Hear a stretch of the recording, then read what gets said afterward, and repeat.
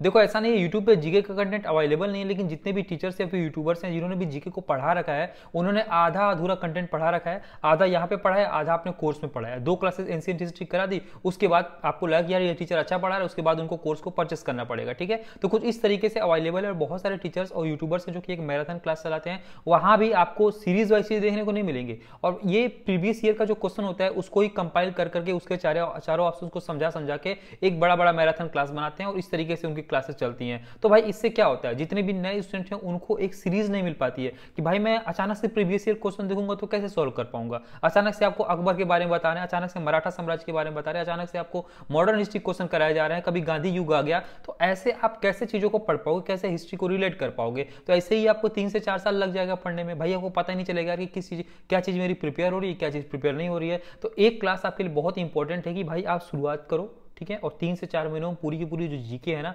जितने भी इसमें टॉपिक्स हैं सबको आप सीरीज वाइज खत्म करो, और आप एक रिलेशन बना पाओ कि यार इसके बाद ये हुआ था, इसके बाद ये हुआ था। ठीक है, इस तरीके से ज्योग्राफी में, स्टैटिक जीके में, और आने वाले टाइम में अगर साइंस के लिए टाइम मिलता है तो साइंस और कंप्यूटर वगैरह सब कुछ आपको सीरीज वाइज में यहाँ पे बताने वाला हूँ। तो लगभग 3 से 4 महीने की ये जो कोर्स है, फिर क्लासेस है फ्री ऑफ कॉस्ट, ये यूट्यूब पे एक सीरीज में चलाऊंगा। ठीक है, और हर एक चीज जितने भी कंटेंट है वो टीचर्स बोलते नहीं है, क्या टीचर्स के दिमाग में या फिर जो यूट्यूबर्स हैं वो खुद से जनरेट तो नहीं करते हैं। कोई भी टीचर या फिर कोई भी यूट्यूबर होता है वो कहीं ना कहीं से कंटेंट को लेके आता है। तो यहाँ पे पूरी की पूरी आपको पार्शियलिटी रहेगी। तो यहाँ पे मैं आपको बता दूं, जितने भी कंटेंट आपको मिलेंगे ना, वो आपके जो एनसीईआरटी हैं, एनसीईआरटी की जो ऑफिशियल बुक होती है वहां से, लूसेंट से आपको पता है 40 से 50%, मैंने अपने ऑलरेडी वीडियो में बता रखा है भाई, आपको मैक्सिमम जो कंटेंट देखने को मिलते हैं 40 से 50% वो आपके लूसेंट से भी देखने को मिलते हैं। तो एनसीईआरटी प्लस लूसेंट और प्रीवियस ईयर के जो क्वेश्चन हो रखे हैं, भाई आप 2 से 3 साल के प्रीवियस ईयर को पूरा का पूरा पढ़ जाओगे ना, तो 70 to 60% तो क्वेश्चन वहीं से फंस जाते हैं। लेकिन प्रीवियस ईयर को अचानक से तो नहीं पढ़ सकते आप बीच बीच में से, क्योंकि वो आपको याद नहीं होंगे, वो आपसे रिलेट नहीं कर पाएंगे। तो उनको कंपाइल करके, और साथ ही साथ कुछ जेन्युइन सोर्स और भी हैं, इन 3 से 4 जो सोर्स हैं उनको कंपाइल करके मैं आपको यहाँ पे पूरा का पूरा पढ़ाने वाला हूँ। ठीक है, तो सबसे पहले हम एंशिएंट हिस्ट्री से स्टार्ट करेंगे, उसके बाद धीरे धीरे सारी चीजें चलेंगी। तो हमारी जो क्लास है वो किस तरीके से होगी, तो देखो जैसा कि आपको पता है मैं गवर्नमेंट जॉब भी करता हूँ, तो 10 बजे से लेकर शाम के 5-6 बजे तक मेरी जो ऑफिस है वो भी रहता है, और बहुत कुछ एक साथ चलता है। तो आपको डेली क्लास देखने को मिलेगी, लेकिन हो सकता है कि कोई क्लास अगर बड़ी है 40 मिनट की, जिसमें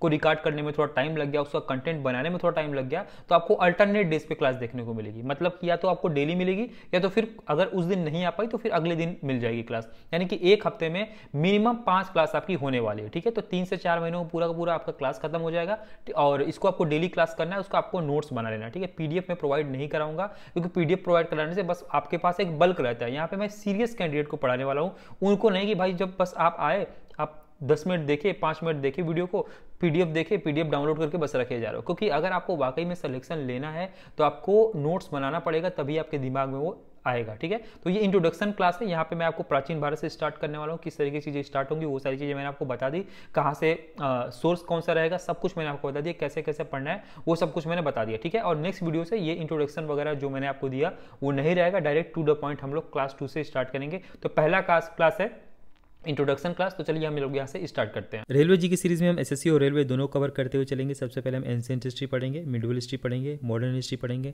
पॉलिटी पढ़ेंगे, ज्योग्राफी पढ़ेंगे, इकोनॉमिक्स पढ़ेंगे, स्टैटिक जीके, कंप्यूटर, और उसके बाद एसएससी के जितने भी एग्जाम्स हो रखे हैं लास्ट के 3 ईयर्स के, और रेलवे के जितने भी एग्जाम्स हो रखे हैं लास्ट के 2 ईयर्स के, उनको हम लोग कंपाइल करके पढ़ेंगे। क्योंकि जो चीज़ें हम लोग यहाँ पे अभी बेसिक पढ़ रहे हैं, बेसिक पढ़ेंगे, उसका थ्योरी वाला पोर्शन पढ़ेंगे। तो थ्योरी करने के बाद हम लोग प्रीवियस ईयर क्वेश्चन भी लगा लेंगे, ताकि हम जो क्वेश्चंस हैं उनकी अच्छे से प्रैक्टिस कर पाएँ। ठीक है, और जो अच्छे अच्छे क्वेश्चंस होते हैं, जो कि थोड़े हार्ड टाइप के क्वेश्चंस होते हैं, जो मॉडरेट से हार्ड क्वेश्चन होते हैं, उनके भी अच्छे से प्रैक्टिस कर पाएँ। ठीक है, तो ये इस तरीके से कुछ हमारी सीरीज चलने वाली है, बीच बीच में से कोई चीज़ें नहीं चलेंगी। तो आपको रेगुलर और कंटिन्यूटी यहाँ पे बनाए रखना है। ठीक है, अब हमारी जो हिस्ट्री है, इंडियन हिस्ट्री हम यहाँ पे पढ़ने वाले हैं, क्योंकि हमारे जितने भी एसएससी या फिर रेलवे के एग्जाम्स होते हैं उसमें एंशिएंट हिस्ट्री आता है। वर्ल्ड हिस्ट्री से कभी कभी 1 या 2 क्वेश्चन आपको देखने को मिलेंगे, अदरवाइज हमारे सिलेबस में वर्ल्ड हिस्ट्री तो है ही नहीं। ठीक है, अब देखो जो हिस्ट्री है एक्चुअली इसका मतलब क्या होता है कि हमारा जो टाइम पीरियड है, किस टाइम पे मानव ने क्या किया था, किस टाइम पे राजा ने क्या किया था, कौन सा राजा किस टाइम पे आया था, और उसने क्या क्या संशोधन किया था, किस टाइम पे ब्रिटिश आए थे, किस टाइम पे मुगल आए थे, ये सारा का सारा जो टाइम पीरियड है ना, उसी को हम लोग बोलते हैं हमारी इंडियन हिस्ट्री। अब हमारी जो इंडियन हिस्ट्री है उसको ईजी करने के लिए, यानी कि पढ़ने के लिए, हमारे जो मानव किस तरीके से विकास हुआ था उसको हम लोगों ने 3 पार्ट में डिवाइड कर दिया है। पहला जो पार्ट है वो है प्री हिस्टोरिक एज, उसके बाद आता है प्रोटो हिस्टोरिक एज, उसके बाद आता है हिस्टोरिक एज। तो टोटल 3 पार्ट है। अब इन 3 पार्ट को कैसे डिवाइड किया गया था, तो टाइम के बेसिस पे डिवाइड किया गया था और उनके फीचर के यानी कि उनके स्पेसिफिकेशन के अकॉर्डिंग डिवाइड किया गया था कि भाई किस टाइम पे क्या चीज़ें हुई थी, तो उसको हम लोगों ने प्री हिस्टोरिक एज नाम रख दिया।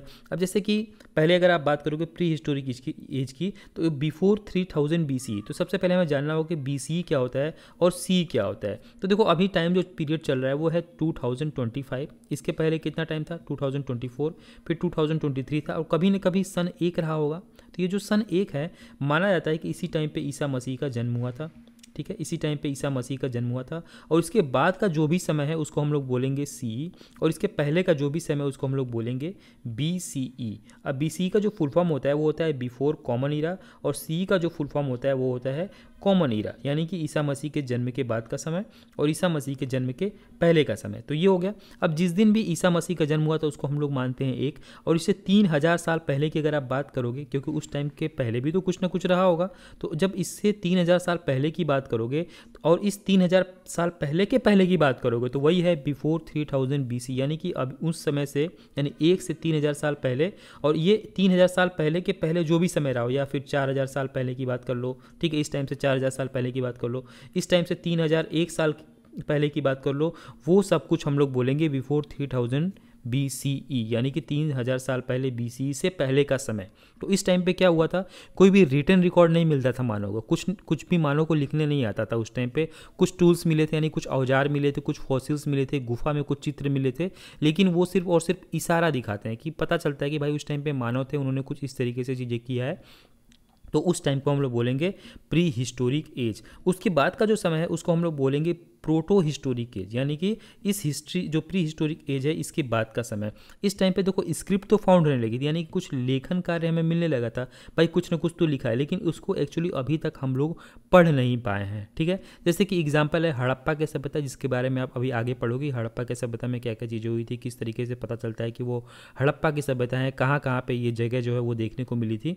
तो जो 3000 साल है और 1500 साल पहले है, इसके जो बीच का समय, मतलब कि इस टाइम पे ईसा मसीह का जन्म हुआ, इससे 1500 साल पहले कुछ रहा होगा, ठीक है, और इससे 3000 साल पहले कुछ रहा होगा। तो जो 3000 साल है और जो 1500 है, इसके बीच का जो टाइम पीरियड था इसी को हम लोग बोलते हैं प्रोटो हिस्टोरिक एज, जिस टाइम पे स्क्रिप्ट तो फाउंड हुए थे, लेखन तो फाउंड हुए थे, लेकिन उस लेखन को हम लोग अभी तक पढ़ नहीं पाए हैं। उसका एग्जाम्पल है हड़प्पा की सभ्यता। अब देखो उसके बाद आता है हिस्टोरिक एज। हिस्टोरिक एज मतलब 1500 BCE। अब जिस टाइम पे ईसा मसीह का जन्म हुआ था उससे 1500 साल पहले हमने पढ़ लिया, 1500 से 3000 साल पहले की बातें और 3000 से पहले की बातें, ठीक है, ये सारा हमने पढ़ लिया, यहाँ तक हमने पढ़ लिया। अब जो 1500 साल है इसके बाद से लेकर 2025 से के बीच में जितना भी टाइम पीरियड है उसको हम लोग बोलते हैं हिस्टोरिक एज, यानी कि ऐतिहासिक युग, ठीक है, समझ गए आप। अब यहाँ से जो रिटन रिकॉर्ड है वो अवेलेबल होने लगा था, जैसे कि हमारे वेद हैं, 4 वेद हैं, ऋग्वेद है, सामवेद है, अथर्ववेद है, यजुर्वेद है, इनके बारे में हमें पता लगने लगा था और इनके जो स्क्रिप्ट है उसको भी हम लोग ईजिली पढ़ने लगे थे। तो जितनी भी चीज़ें हम लोग पढ़ने लगे हैं उसको हम लोग हिस्टोरिक एज में डाल दिए। सिंपल सी चीज़ें हैं। और यहाँ पर हमने आपको BC बता दिया और सी बता दिया किस तरीके से चीज़ें चलती हैं।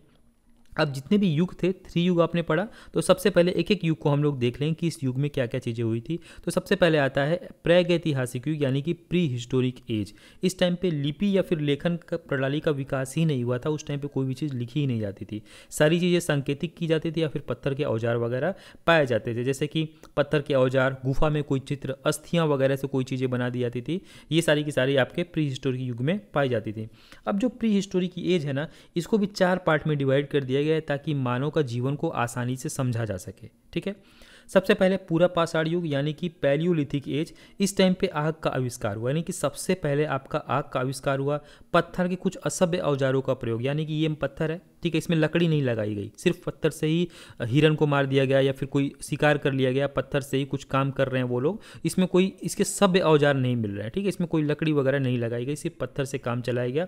तो उस टाइम को बोलेंगे हम लोग पूरा पाषाण युग और असभ्य औजार।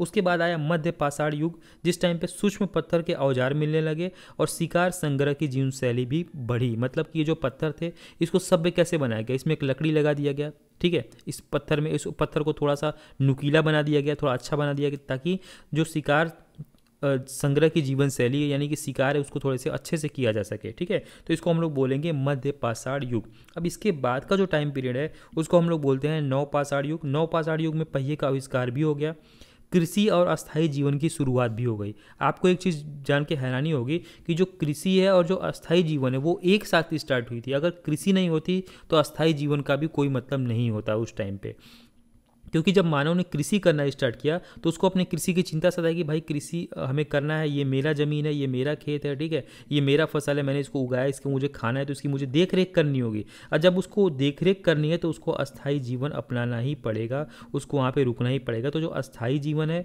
और जो कृषि है वो एक साथ स्टार्ट हुई थी। और ये कब स्टार्ट हुई थी? तो ये हुई थी आपके नव पाषाण युग में, और उस टाइम पर पहिए का आविष्कार भी हुआ था ताकि एक जगह से सामान दूसरी जगह पर ले जाया जा सके ईजिली।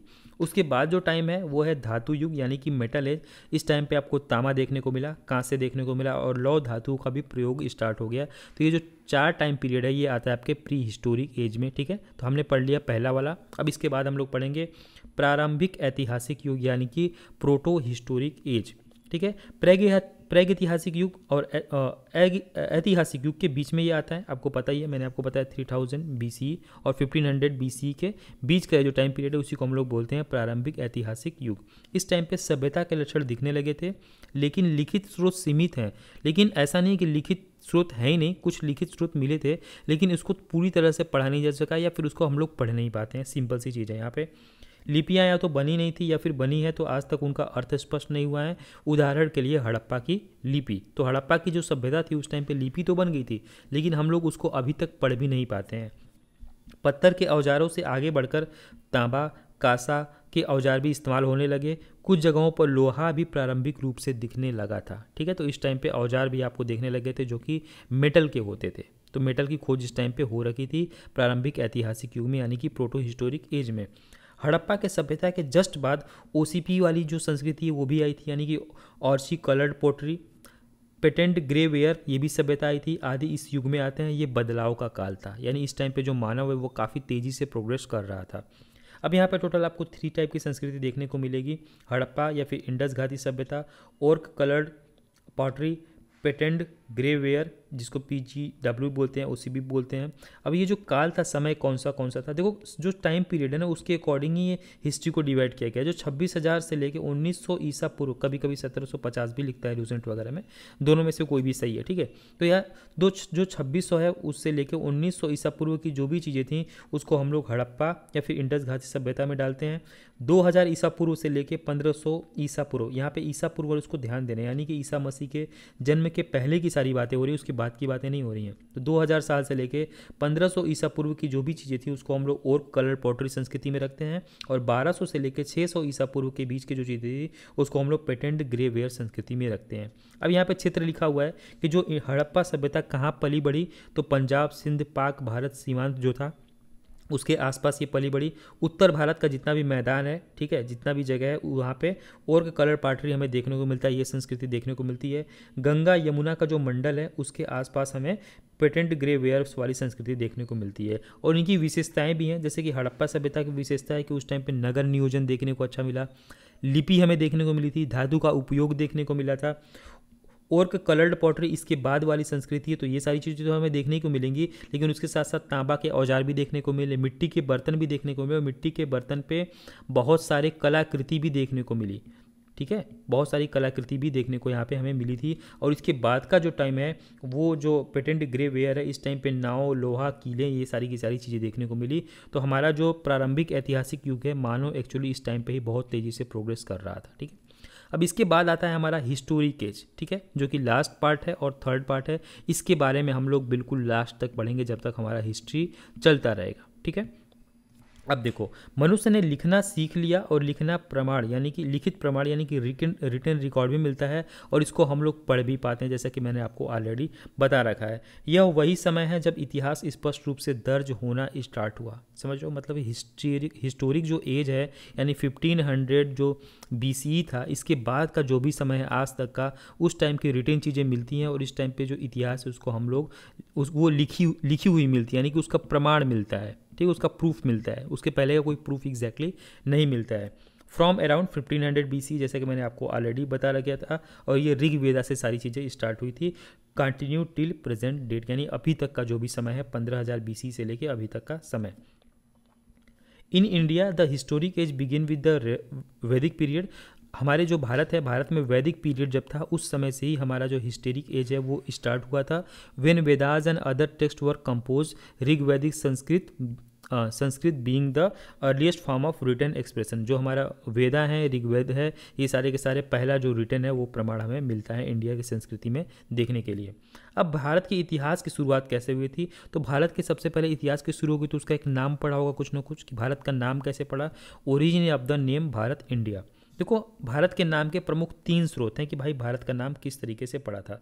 सबसे पहला है, भारत में एक भरत नाम की जनजाति थी, कभी कभी एग्जाम में ये सारे क्वेश्चन पूछते हैं, और बेस बनाने के लिए ना ये सारी चीज़ें जाननी बहुत इंपॉर्टेंट है। अगर आपका एक बार बेस बन गया, इसके ऊपर ही सारे के सारे जो पिलर्स हैं ना वो हम लोग स्टैंड करेंगे, और देखो आपको कितनी चीज़ें ईजिली समझ में आएंगी। तो भारत का जो नाम है उसके 3 प्रमुख स्रोत हैं, भरत जनजाति के नाम से, ऋग्वेद में एक नाम मिलता है बहुत पुराना, भारत की सबसे प्राचीन पुस्तक है, लगभग 1500 BC में इसको लिखा गया था, में भरत जन का उल्लेख मिलता है।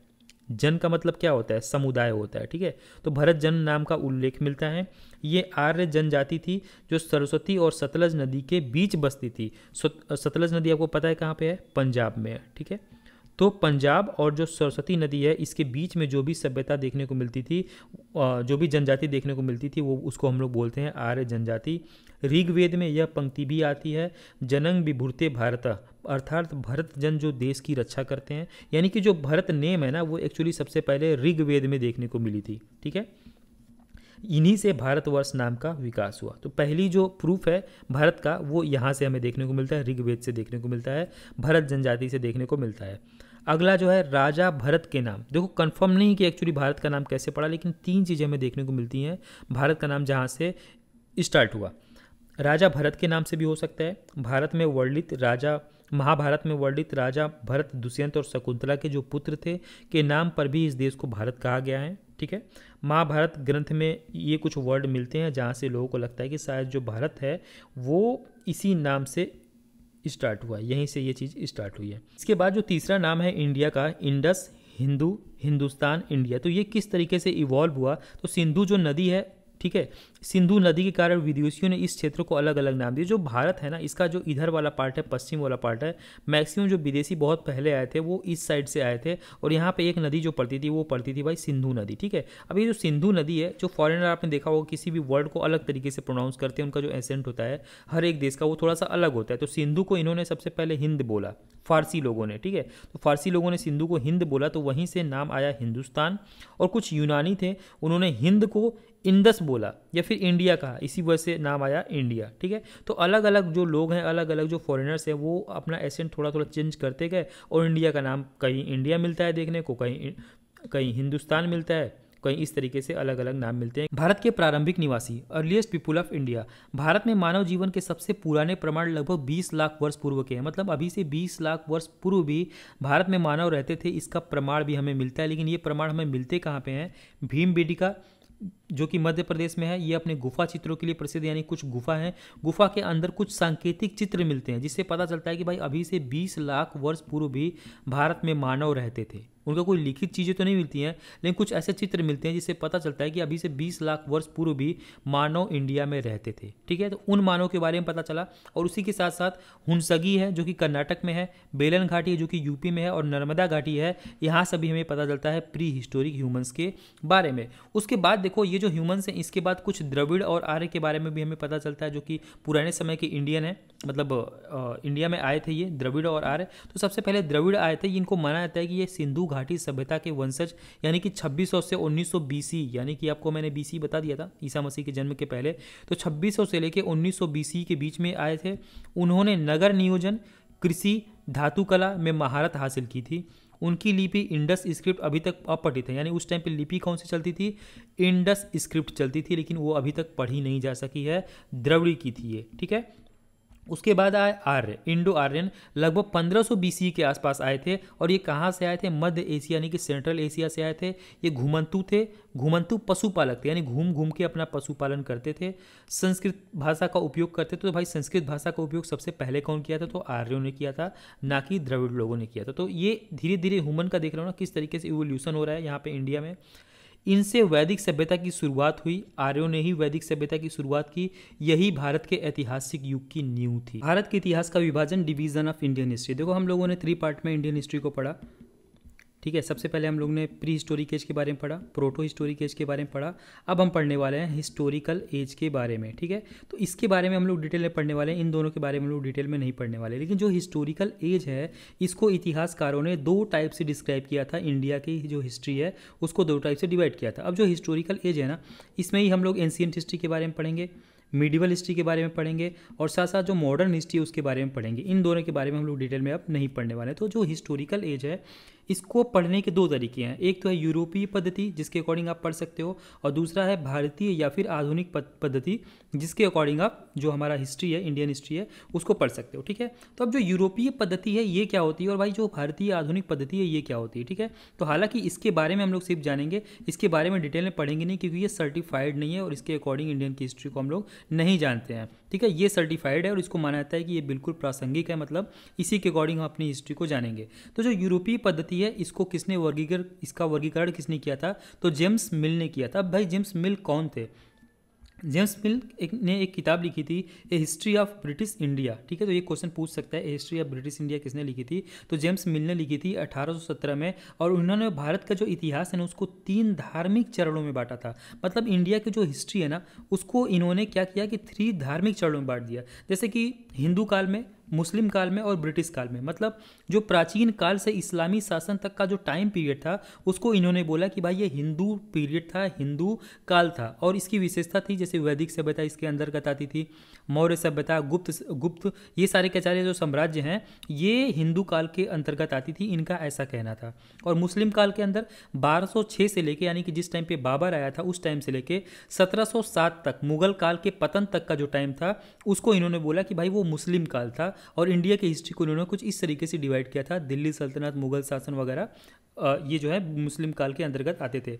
उसके बाद जो ब्रिटिश काल था 1757 से लेकर 1947 तक, ये सारे के सारे जो है ना वो ईसा मसीह के जन्म के बाद वाला टाइम है भाई। अगर आप बिल्कुल नए हो तो ये चीज़ जानना। 1757 की जो क्रांति थी 58 की, उससे लेकर 1947 तक, यानी कि इंडिया का जो फ्रीडम था उस तक जो एक टाइम पीरियड था उसको इन्होंने बोला कि भाई वो एक ब्रिटिश काल था, यानी जिसमें अंग्रेजों का शासन, औपनिवेशिक नीतियाँ, ये सब इसमें इन्होंने ऐड कर रखा था। तो इन्होंने बोला कि भाई यार इंडिया की हिस्ट्री को ना हमने कुछ इस तरीके से डिवाइड कर रखा है, लेकिन ये बिल्कुल भी गलत था और इसको मतलब कि सर्टिफाई नहीं किया कि भाई ये गलत है, इंडिया की हिस्ट्री को पढ़ने का कोई ये तरीका नहीं है। इंडिया की हिस्ट्री एक्चुअली कुछ इस तरीके से पढ़नी होगी। भारतीय इतिहासकारों द्वारा स्वीकार्य विभाजन, मॉडर्न क्लासिफिकेशन।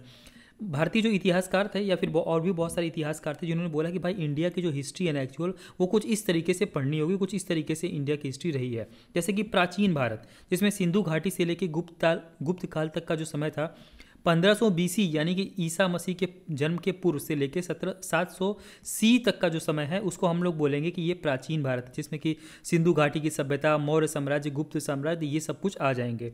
उसके बाद मिडिवल हिस्ट्री में 8वीं सदी से लेकर 18वीं सदी तक का जो टाइम पीरियड था उसको इन्होंने बोला कि भाई ये मध्यकालीन भारत होगा, जिसमें हम दिल्ली सल्तनत के बारे में पढ़ेंगे, मुगल साम्राज्य के बारे में पढ़ेंगे, ये सारी चीज़ें हम लोग पढ़ेंगे। उसके बाद जो तीसरा टाइम पीरियड था वो है आधुनिक भारत, मॉडर्न इंडिया जिसको हम लोग बोलते हैं। 18वीं सदी से लेके अभी तक का जितना भी टाइम चल रहा है ये सारे के सारे, जैसे कि ब्रिटिश शासन, स्वतंत्रता आंदोलन, गणराज्य वगैरह और भारत किस तरीके से गणराज्य बना, ये सारी की सारी चीज़ें हम लोग आधुनिक भारत के अंदर पढ़ेंगे। तो एक्चुअल में इस तरीके से हम लोग हिस्ट्री को इस टाइम पे पढ़ते हैं, इस तरीके से हम लोग नहीं पढ़ते हैं, ठीक है। लेकिन फिर भी आपको ये सारी चीज़ें बेसिक में पता होनी चाहिए। अब देखो यहाँ पे एक लूसेंट में एक इतिहासकार थे जिनका नाम था क्रिस्टोफर सेलेरियस। 1638 से लेकर 1707 तक इनका जो टाइम पीरियड था वो कुछ इस तरीके से था। ये क्या थे भाई? तो वे एक जर्मन इतिहासकार और भूगोलवेत्ता थे। उन्होंने इतिहास को 3 भागों में बांटने की पद्धति की शुरुआत की थी, जिसे आज पूरी दुनिया मानती है। तो 3 वो भाग कौन से थे? तो भाई क्वेश्चन आपसे पूछ सकता है कि इतिहास को 3 पार्ट में सबसे पहले किस इतिहासकार ने बांटा था? तो वो जर्मन इतिहासकार थे जिनका नाम था क्रिस्टोफर सेलेरियस। इन्होंने प्राचीन भारत, ठीक है, प्राचीन भारत, मध्य भारत और अपनी जो मॉडर्न हिस्ट्री है, मॉडर्न इंडिया कह सकते हो, ठीक है, या फिर आधुनिक भारत, उसको इन्होंने आधुनिक भारत इसको इन्होंने क्लासीफाई किया था। तो 3 पार्ट में पूरी दुनिया को बोल सकते हो या फिर पूरे इंडिया को 3 पार्ट में इस तरीके से इन्होंने डिवाइड किया था क्रिस्टोफर सेलेरियस करके, ठीक है। तो ये चीज़ आप याद रखना। उन्होंने यह विचार अपनी पुस्तक, और इनकी एक पुस्तक भी है, universal history divided into an ancient history, medieval history and modern period, ठीक है, पब्लिश इन 1688 टू 1696 में प्रस्तुत किया था। तो इन्होंने ये बुक भी लिख रखी थी। तो इसके जो रचयिता बोल सकते हो या फिर इनको भागने का जो मतलब भागों में बांटने का जो श्रेय जाता है वो क्रिस्टोफर सेलेरियस को जाता है। अब देखो यहाँ तक हमने चीज़ें पढ़ ली भाई, हमने यहाँ पे बेसिक पूरा तैयार कर लिया कि भाई प्राचीन भारत तक भारत कैसे आया, प्राचीन भारत तक भारत को आने में कितना टाइम लगा, किस तरीके से सारी की सारी चीज़ें चलती हैं, प्री हिस्टोरिक एज क्या होता है, प्रोटो हिस्टोरिक एज क्या होता है, और एंशिएंट हिस्ट्री में हम किस तरीके से एंटर कर चुके हैं। तो अब हम आगे पढ़ने वाले हैं प्राचीन भारत। तो ये हमने आपका बिल्कुल बेसिक तैयार कराया, और ये इंट्रोडक्शन क्लास था कि किस तरीके से हमारा जो हिस्ट्री है वो तैयार हुआ और क्या क्या चीज़ें हमें आगे पढ़नी पड़ेंगी। तो भाई अब हम प्राचीन भारत से स्टार्ट करने वाले हैं अगले क्लास में। प्राचीन भारत के बाद जितने भी आपको मैंने यहाँ पे सिलेबस दिखाया ना, यहाँ पे देखो एंशिएंट हिस्ट्री, मेडिवल हिस्ट्री, इसके बाद सारी चीज़ें हम लोग बिल्कुल सीरीज से पढ़ने वाले हैं, ठीक है। और बाकी कोई कन्फ्यूज़न या फिर डाउट हो तो आप कमेंट बॉक्स में ड्रॉप कर देना, ठीक है। कमेंट बॉक्स नीचे है जो, वहाँ पे आप ड्रॉप कर देना। बाकी टेलीग्राम चैनल का लिंक भी आपको कमेंट बॉक्स में मिल जाएगा, वहाँ से जाके आप लिंक को क्लिक करके टेलीग्राम को ज्वाइन करें। वहाँ पे आपको PDFs वगैरह और सारी चीज़ें फ्री ऑफ कॉस्ट मिल जाती हैं, ठीक है, और सारे नोटिफिकेशन वगैरह मिल जाते हैं। तो उसको आप ज्वाइन करके रखना, ठीक है। और जिसको अगर टारगेट सीरीज ज्वाइन करना है तो वो मैं जल्दी स्टार्ट करने वाला हूँ, ठीक है। जैसे ही मुझे टाइम मिलता है वो मैं स्टार्ट करूँगा। उसके लिए आप जो ऑफिशियल चैनल है टेलीग्राम का उसको ज्वाइन करके रखो, वहाँ पे ही आपको न्यू जो चैनल है उसका लिंक दिया जाएगा और सारी जो इन्फॉर्मेशन है वो प्रोवाइड किया जाएगा। चलो मिलते हैं नेक्स्ट वीडियो में। जय हिंद, take care, have a nice day.